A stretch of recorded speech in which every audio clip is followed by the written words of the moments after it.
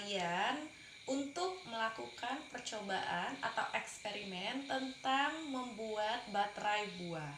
Jadi, untuk membuat baterai buah ini nanti kita akan membutuhkan beberapa alat dan bahan. Jadi, alat dan bahan tersebut yaitu adalah tentunya karena ini merupakan proyek baterai buah, yang pertama bahannya adalah buah. Buah yang digunakan itu bisa berbagai jenis buah, misalkan buah yang terasa asam seperti jeruk, apel, tomat. Kemudian bisa juga buah-buahan lain yang tidak terlalu asam, tidak teridentifikasi oleh lidah kita terasa asam. Bisa menggunakan pisang, bisa juga menggunakan umbi-umbian, misalnya kentang, atau yang lain yang bisa kalian pikirkan yang menurut kalian mungkin untuk dijadikan baterai buah ini. Jadi alat dan bahannya adalah, yang pertama bahan yang akan kita gunakan adalah, ini proyeknya bernama baterai buah ya, baterai buah.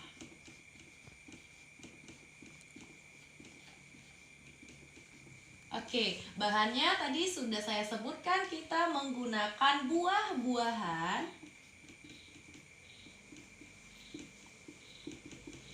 yang mengandung elektrolit.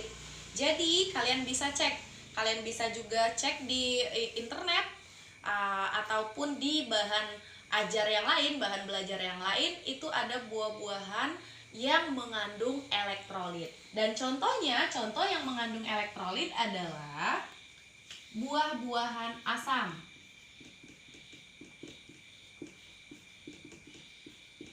Tentunya kalian tahu apa itu buah-buahan yang terasa asam. Bisa jeruk, tomat, kemudian yang lain misalkan belimbing dan lain-lain. Kemudian bisa juga buah pisang. Atau bisa juga menggunakan umbi-umbian. Umbi-umbian di sini misalkan kentang.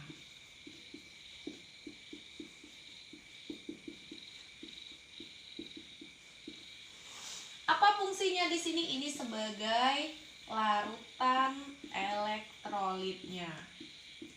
Larutan elektrolit dari baterai. Jadi komponennya sama dengan baterai yang kita beli sehari-hari atau kita gunakan sehari-hari, seperti baterai untuk jam, untuk senter dan lain-lain. Kemudian ada komponen berikutnya, seng. Seng ini atau rumus kimianya ini fungsinya sebagai kutub negatif. Kutub negatif atau kita sebut juga dengan anoda. Kemudian ada tembaga.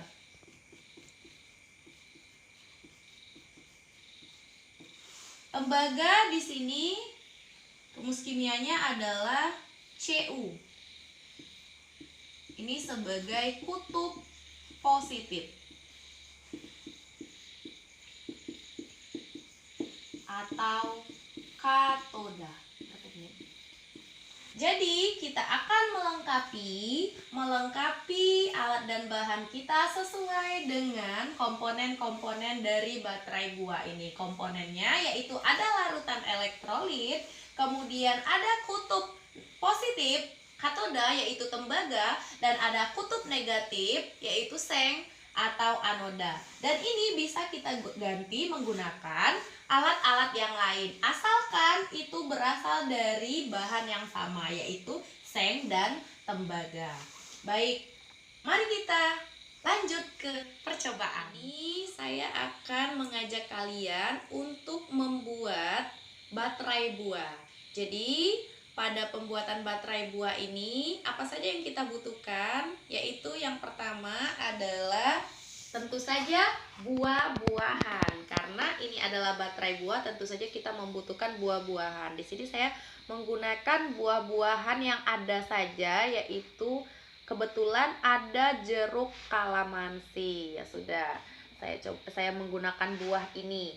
Kemudian alat yang kedua itu adalah koin tembaga. Jadi koinnya harus koin 500 yang kuning seperti ini ya, karena ini merupakan tembaga. Kemudian alat berikutnya adalah paku. Paku ini bisa juga menggunakan seng, dimana ini ya fungsinya sebagai kutub negatif. Kemudian untuk koin tembaga ini fungsinya sebagai kutub positif. Kemudian alat berikutnya yaitu penjepit buaya yang sudah dirangkai dengan kabel sebagai penghubung dari satu sama lainnya. Kemudian alat yang paling penting lagi adalah LED. Jadi LED ini nanti jika berhasil kita membuat baterai buahnya, LED ini akan menyala. Baik, kita akan mulai saja pembuatan baterai buahnya.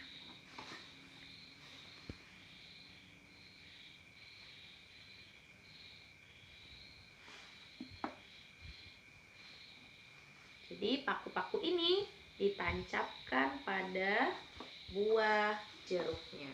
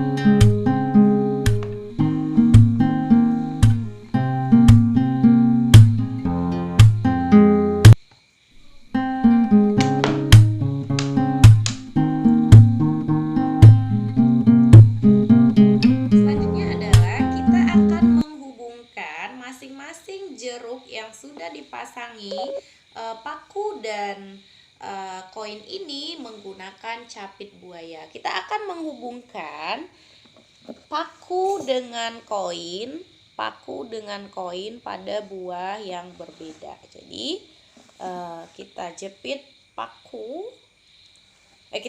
jepit koin kemudian disambungkan dengan paku.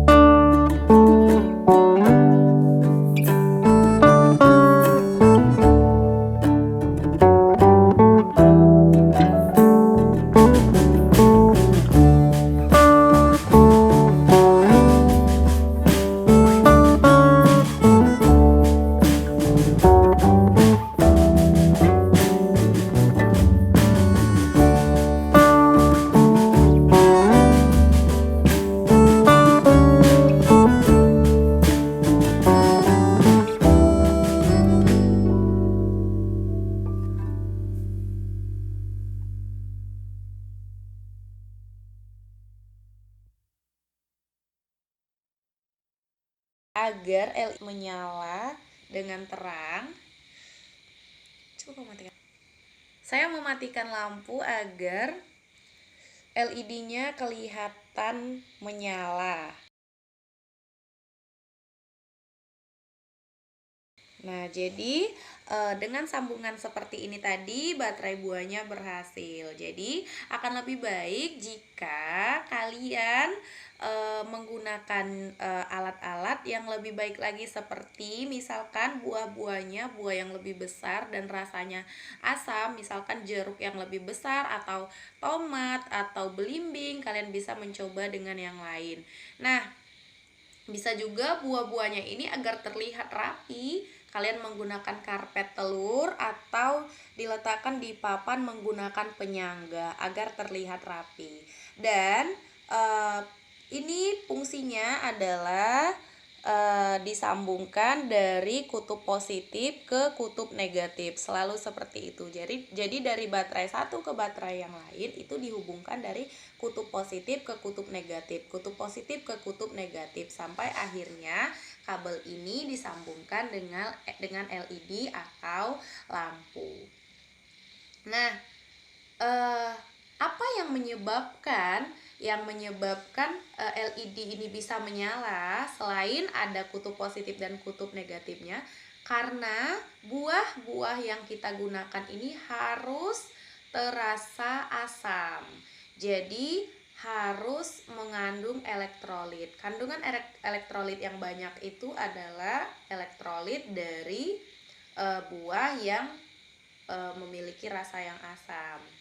Jadi kalian bisa gunakan buah-buah yang lain selain buah kalamansi, atau bisa juga kalian tetap menggunakan buah kalamansi ini, buah jeruk kalamansi ini. Selamat mencoba ya. Terima kasih telah menonton video kali ini.